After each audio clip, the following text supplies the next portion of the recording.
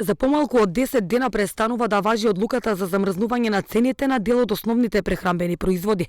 Државниот пазарен инспекторат досега извршил над 500 контроли кај трговците, при што изрекол 2 парични казни за непочитување на оваа одлука.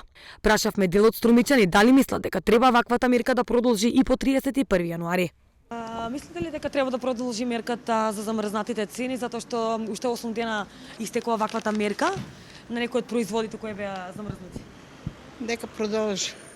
Нека продолжи и така сиромаштиите го газа народо. Барам да се скаса од малко, а не од исти цени. Тие цени што треба да ги прават, да ги продават, по тие ги продават и обите намалени се. Не са намалени, ништо нема намалено. Дури и качено. Црните сливи, тие сушаните беа 250, сега 350 и качили. Не можем да верувам ништо веќе у тие цени, секој ден растат.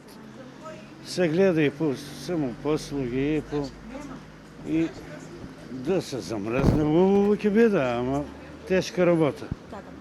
Јас мислам, би требало да продолжи таа мерка, бидејќи трговците се ненаситни и повеќе зимат и чинуваат. Мерката треба да се гледа према луѓето, знаеш како треба, например, гледат од таа криза, едноставно. Тука веќе се делиме ние на богати и на сиромаси.